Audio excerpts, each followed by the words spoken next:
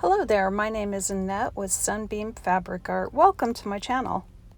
My scrap bin is out of control again, and this is because I have been finishing some quilts. I've got a lot of backing scraps. I've got so many scraps. I finished my son's quilted coat. I've got leftovers from that. If you are feeling a bit overwhelmed by the amount of scraps you have, try something small like this project I'm going to show you today. Here you can see I just picked out a few little strips and scraps that were similar colors, blacks, blues, and greens.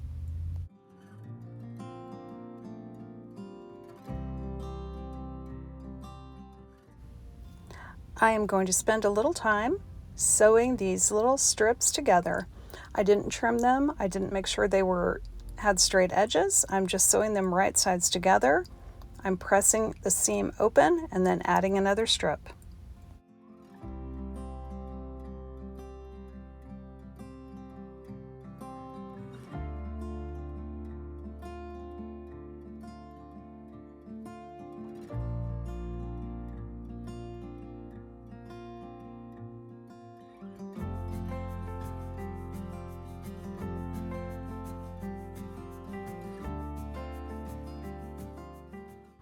My only plan here is to make a square shape that does not have to be exact.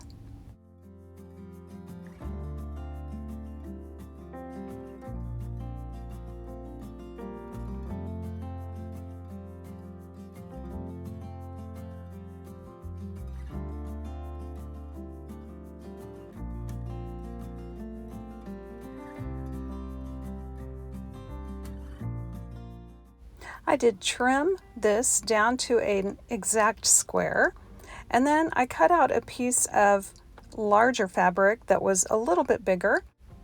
I cut out the batting an inch smaller than my strip square.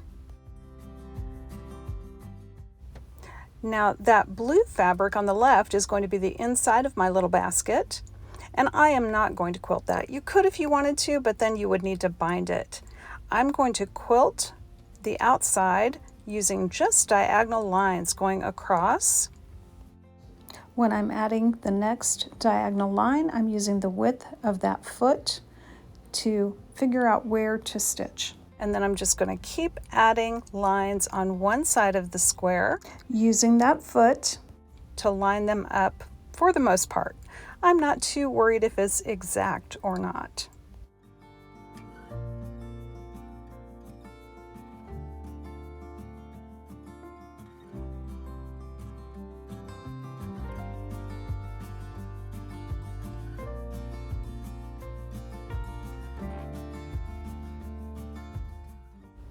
Now the way I'm doing this, I'm not breaking thread, I'm just flipping the unit around to the other side, and I just have a little bit of extra thread between the lines, and that's not going to show once I put this together, so there's no need to spend time breaking thread and starting a new line.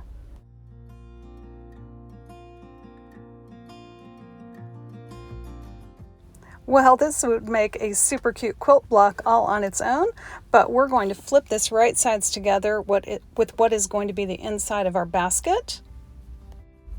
I'm going to stitch all the way around this, but I am going to leave an opening that will fit my hand through it so I can turn it right side out.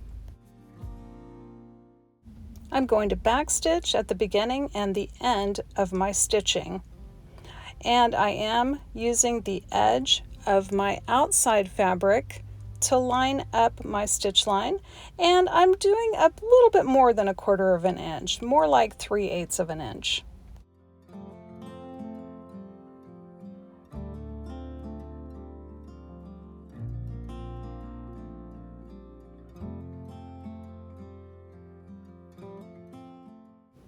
After stitching all 4 sides, just leaving that opening to turn it, I trimmed off the corners and I trimmed off any excess bulk from my seams.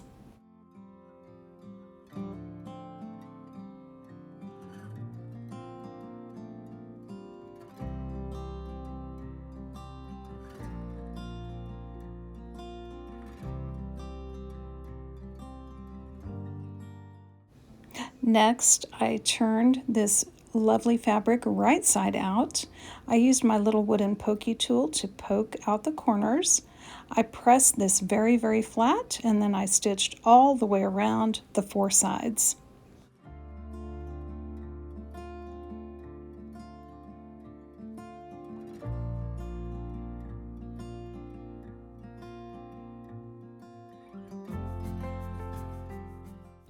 Now it's time to make this basket. My width is about 11 inches. I'm going to fold this in half with my outside fabric on the outside. Then half of 11 inches is 5.5 inches. So I want to make a little diagonal line on the left and the right at half of 5.5. So that is 2 3/4 inches. So I'm going to make a mark at 2 3/4 inches on the left side and on the bottom.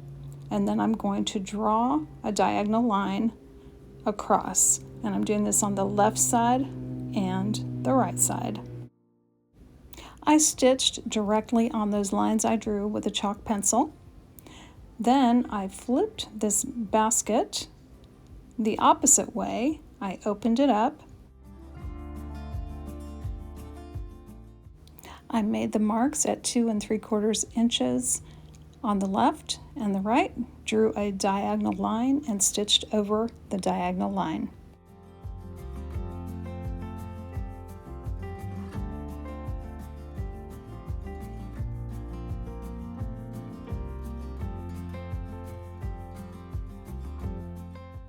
Well, all the stitching is done now. I am just going to press these little folds flat, and I am using my iron to make them a little bit flatter.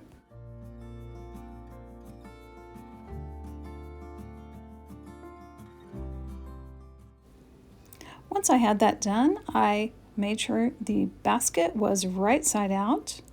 I flattened each of these little folds, and I folded down the top of the basket even with the top of that little wedge.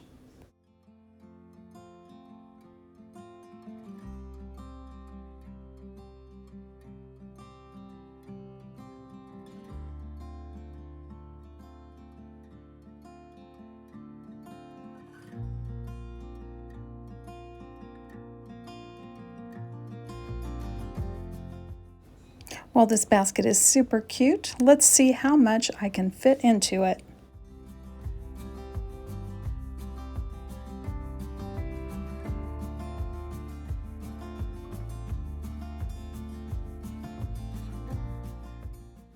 I just started grabbing random things out of my drawer just to see what I could fit in there. My thread fit great. I just threw all my current clips that I wasn't using in there. I threw a couple of pens, some replacement blades, a tape measure, just all kinds of odds and ends did fit in this basket. I'd really like to try to make this basket again with a larger square, and then see if I could figure out some way to make the basket taller, but still maybe like the size of a coffee can is what I'm thinking. Thanks so much for joining me today, and I hope to see you back again real soon.